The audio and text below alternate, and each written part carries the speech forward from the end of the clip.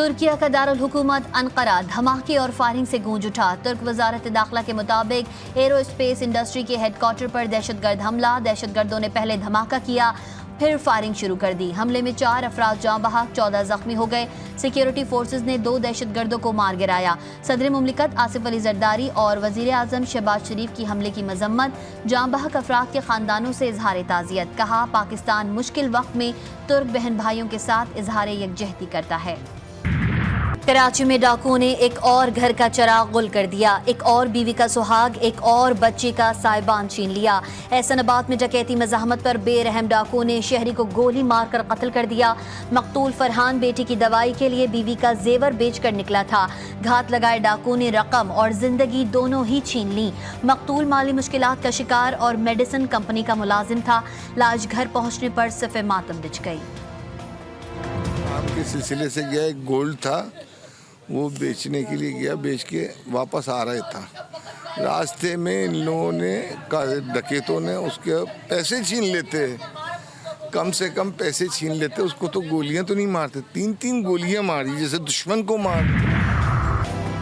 कराची के शहरी सड़कों पर रुल गए। वकला का शराय फैसल पर एहतजाज। सड़कों पर आग लगाकर दोनों ट्रैक बंद कर दिए। गाड़ियों की लंबी कतारें लग गईं। घंटों बदतरीन ट्रैफिक जैम। इंतजामिया की हमले का मुकदमा दर्ज करने की यकीन दहानी। वकला मुकदमा दर्ज कराने डिफेंस थाने पहुंच गए। शराय फैसल पर धरना खत्म। ट्रैफिक की रवानी बहाल करा दी गई। वजीर आला सिंध ने एहतजाज का नोटिस लेते हुए एडिशनल IG से रिपोर्ट तलब कर ली। जस्टिस याहिया अफरीदी 3 साल के लिए चीफ जस्टिस ऑफ पाकिस्तान बन गए। सदर आसिफ अली जरदारी ने तैनाती की मंजूरी दे दी। वजारत कानून से नोटिफिकेशन जारी। जस्टिस याहिया अफरीदी 26 अक्टूबर को ओहदे का हल्फ उठाएंगे। जस्टिस काजी फायज ईसा और नामजद चीफ जस्टिस याहिया अफरीदी की चेंबर में मुलाकात। जराये के मुताबिक चीफ जस्टिस काजी फायज ईसा ने जस्टिस याहिया अफरीदी को मुबारकबाद दी।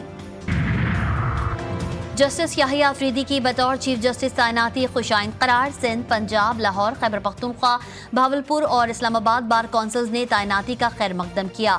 खैबर पख्तूनख्वा और कबाइल के अवाम भी खुश। जस्टिस याहिया अफरीदी की तैनाती को पख्तूनों के लिए काबिल फ़ख्र करार दिया। कहते हैं, खैबर पख्तूनख्वा के अवाम, बिलखुसूस कबाइली और जनूबी अजला के अवाम को जस्टिस याहिया अफरीदी के चीफ जस्टिस बनने पर फख्र है।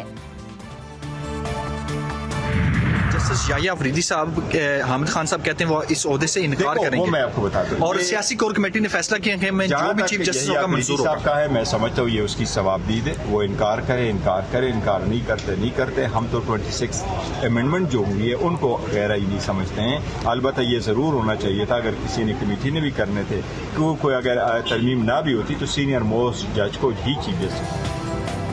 हमारा मुतालबा था कि सीनियर मोस्ट को चीफ जस्टिस तैनात किया जाए, लेकिन अब चीफ जस्टिस बनने की ऑफर कबूल करना या ना करना जस्टिस याहिया अफरीदी की सवाबदीद है। PTI के चेयरमैन बैरिस्टर गौहर कहते हैं, मुनहरिफ अरकान ने शोकॉज नोटिस का तसल्ली बख्श जवाब ना दिया तो पार्टी आइन के मुताबिक कार्रवाई करेंगे। अपोजिशन लीडर उमर अयूब का कहना है कि पाकिस्तान में बर्मा जैसा माहौल बनाया जा रहा है। PTI के 5 अरकान को अगवा किया गया। जिस तरह आइन साजी हुई उसकी मजम्मत करते हैं। सूबों में आईनी बेंचेस बनाने की तैयारियां तेजी से जारी। पंजाब में भी आईनी बेंच बनाने पर गौर शुरू। आईनी बेंच बनाने पर कानूनी माहिरीन से भी मुशावरत की जाएगी। नून लीग की आला क़यादत ने इस मामले पर सर जोड़ लिए। सिंध असम्बली में भी आईनी बेंचेस से मुताल्लिक़ करारदाद अक्सरियत राय से मंजूर कर ली गई।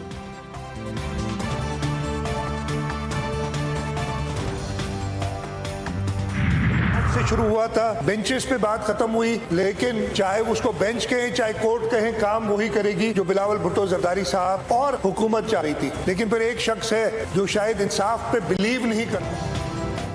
वफाकी आईनी अदालत बेनज़ीर भुट्टो शहीद के मंशूर और विजन का हिस्सा थी। आईनी बेंच सूबों में भी बनेंगे।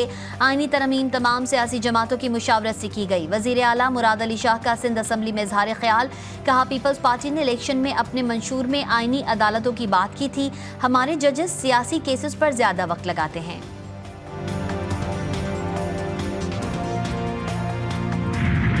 के लीडर साहिबान हैं जिन्होंने जिस तरीके से इक्तदार में आए 2018 के इंतखाबात में, किसकी गोद में बैठ के आए, कौन से आइन को फॉलो करते हुए आए, कौन से कानून को फॉलो करते हुए आए, वो भी किसी से छुपा नहीं। जो गुनाह इन्होंने किए उसकी सजाएं इनको भुगतनी पड़ेगी।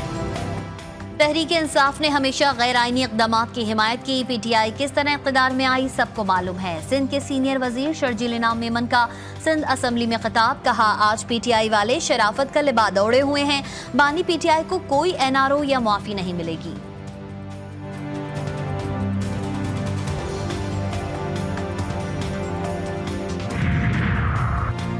इस्लामाबाद हाई कोर्ट का बुशरा बीबी को रिहा करने का हुक्म। अदालत ने बानी PTI की अहलिया की तोशा खाना 2 केस में जमानत मंजूर कर ली। 10-10 लाख रुपए के 2 जमानती मचलके जमा कराने का हुक्म। जमानत के बावजूद बुशरा बीबी की रिहाई लटक गई। अदालती वक्त खत्म होने के बायस रोबकार जारी न हो सके। आज रिहाई का इम्कान।